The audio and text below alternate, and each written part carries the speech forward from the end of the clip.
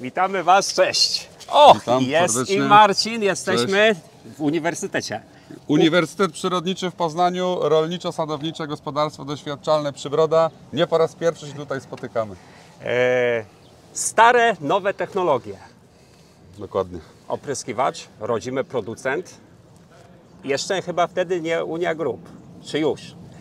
Ale w każdym bądź razie Agromet Brzeg. Tak jest. Jaka to pojemność, jaka duża maszyna? Maszyna ma pojemność 3000 litrów i belkę o szerokości 18 metrów. Czy to już jest maszyna też w komputer wyposażona? Oczywiście, maszyna jest wyposażona w komputer. Z tego komputera możemy ustawiać zmienność dawki, no i oczywiście operować też belką polową. Ile ona już ma lat, ta maszyna? Maszyna trafiła do nas z firmy Korbanek w 2012 roku, więc pryska teraz 11 sezon.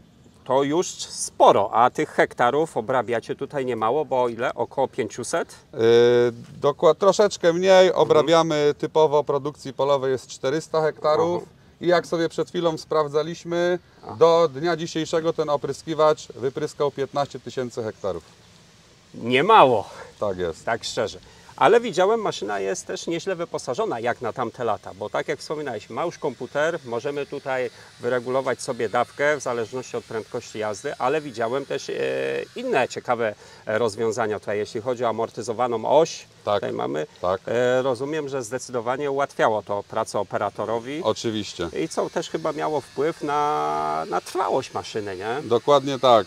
Na trwałość maszyny, też amortyzacja osi wpływa na ułożenie belki w polu i tak dalej, skuteczność po prostu oprysku. Rozumiem, że przymierzacie się, co nie do końca chcę zdradzić, do zmiany maszyny.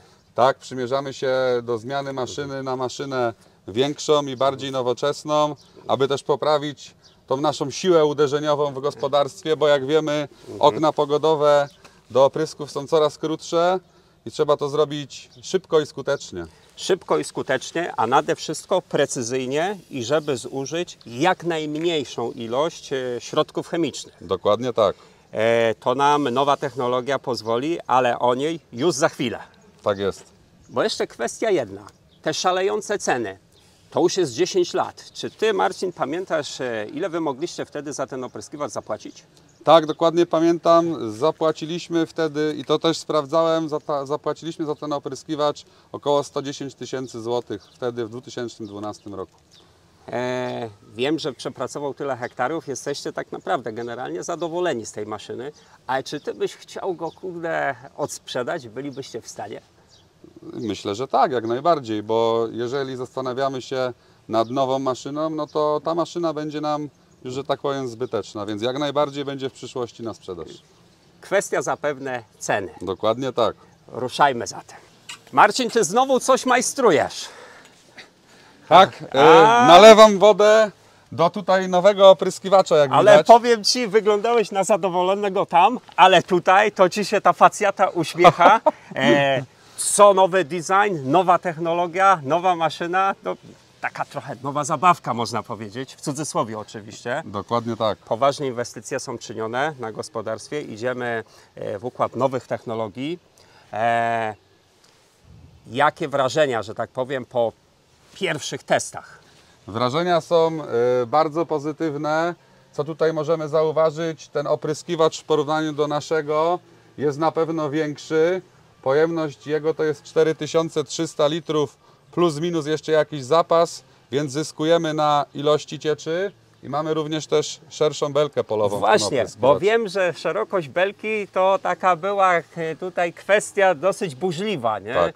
Bo była mowa 28, 27, może jednak 24, jednak te klocki trzeba sobie dokładnie poukładać w zależności od stosowanej technologii u siebie. Dokładnie. Nie? Bo wiem, że wspominałeś też, jesteście na etapie przymiarek wymiany zestawów uprawowo-siewnych, nie? Dokładnie I to tak. musi być oczywiście kompatybilne Tak. jedno z drugim, nie? Czyli generalnie maszyna turbo doposażona. Turbo doposażona, myślę, że praktycznie maksymalnie jak to tylko możliwe. A w szczegółach to zaraz się dowiemy, co tam w niej siedzi, co tam brzęczy. Tomek, co Ty tu majstrujesz? Zapinam tutaj rozwadniacz opryskiwacza. Duży ten Cyk. rozwadniacz. O, duży i konkretny. Ile to litrów może mieć? Oj, sporo. Tutaj chyba ze 30 litrów chodzi tego rozwadniacza środków chemicznych. No, można wodę wprowadzić przez rozwadniacz, wymieszać No, ze gdzie schodu, byś po takich schodach miał tam że na wysoko piana wchodzić? się nie robi. To już nie ten etap. A tak poważnie. Francuski producent Berthoud. Bardzo znany, bardzo dobry producent Berthoud. Fabryka, producent ma siedzibę w pięknym regionie Beaujolais we Francji. Jak ktoś lubi wino Beaujolais, będzie wiedział, O co chodzi? gdzie to jest I gdzie robione. Gdzie to jest? No to Ci pokażę tylko tutaj to serce Aha. tego opryskiwacza. Zawór, gdzie przestawia się dźwignię. Każda funkcja ma swój numerek, Okej. także operator się w niczym tutaj nie pomyli. Czy to będzie napełnianie, czy to będzie przepompowywanie, czy to będzie woda pobierana z czystego zbiornika na przykład na płukanie. Okej, fajnie, bo mamy to scentralizowane w jednym miejscu, nie mamy Tak tych jest. zaworów jakoś rozrzucone. Oczywiście Obok jeszcze mamy nawet taki tutaj wyświetlacz, który nam pokazuje, ile żeśmy litrów wpuścili do głównego zbiornika. Także widzimy poziom napełnienia. bardzo fajna, przydatna funkcja, bo wtedy wiemy, ile tej cieczy de facto mamy jest. fizycznie w A zbiorniku. nie? wiadomo, wtedy jest inne rozcieńczenie tego środka chemicznego. No, jest to przydatne. Pojemność?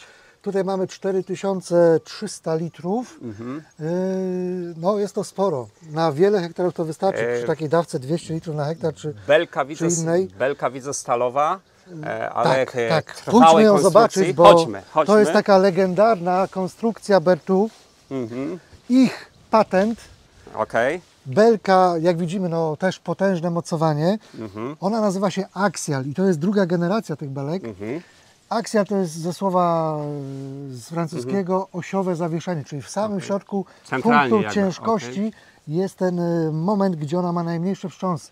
Potem jest taki układ tutaj ramy, sprężyn, siłowników. To sprawia, że ta belka idzie bardzo, bardzo równo. Jest bardzo stabilna, wręcz, że jest. tak powiem, nie musimy się wspomagać tutaj z systemami jakichś sensorów i Tak, tak nie dalej. trzeba ultradźwięków, żadnych jakichś takich odczytujących wysokość belki.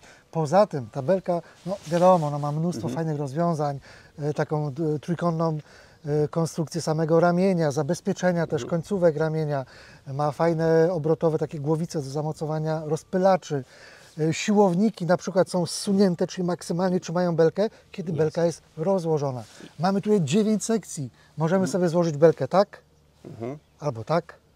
W Czyli zależności od tego, gdzie na polu się znajdujemy. kto co lubi. Tak. Tomek, widzę tutaj siłowniki przy osi. Tak, Czym tutaj oś jest siedzi? skrętna, Okej. także też może bardzo ładnie podążać nam za kołami, za śladami kół ciągnika.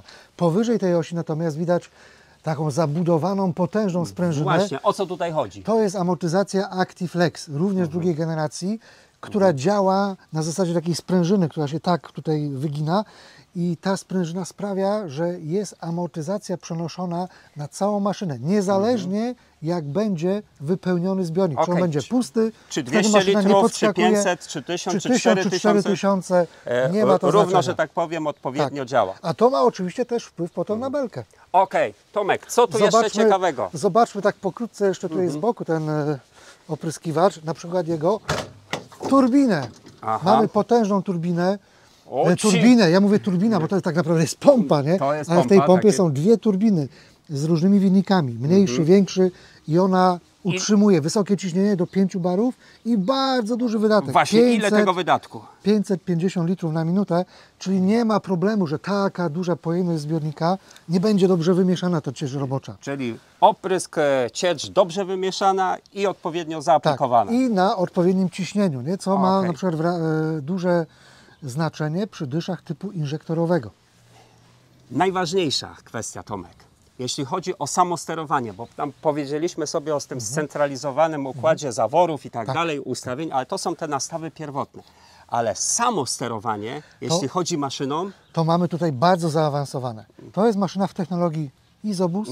Mamy tutaj moduł zamontowany na tej maszynie, który podłączamy sobie do ciągnika, do terminala uniwersalnego i w ciągniku, jak zaraz zobaczymy w kabinie, mamy terminal o dużym wyświetlaczu.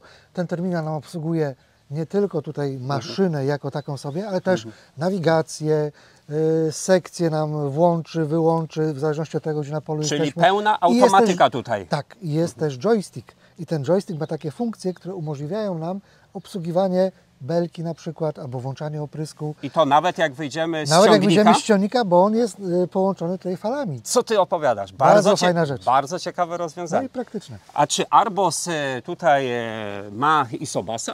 Tak, ma zamocowaną tutaj instalację Trimble, Aha. także możemy sobie oczywiście ją zobaczyć, jak wejdziemy sobie za chwilę do kabiny ciągnika.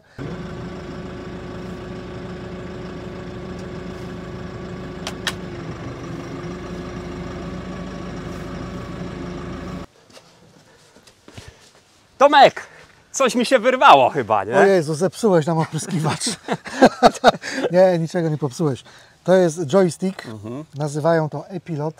Jak widzimy, ma sporo przycisków dla obsługi różnych funkcji na opryskiwaczu, między innymi obsługi belek, sekcji, unoszenia, opuszczania belki. Obsługuje się to z kabiny ciągnika lub tak jak my teraz tutaj stoimy, naciskamy na odpowiedni przycisk poza kabiną ciągnika, stojąc obok opryskiwacza. Oczywiście nie będziemy uruchamiać oprysku na stojąco. Tomku, A jeszcze jedno tylko słowo wejdę. Większość tych przycisków można sobie przypisać do danej funkcji, którą operator najczęściej wykorzystuje. Tomku, piękne warunki polowe, sporo, że tak powiem, przed nami pracy. Wsiadajmy w ciągnik, Jedziemy w pole. jedźmy w pole i zobaczmy, jak to wszystko w realu działa. Tak jest.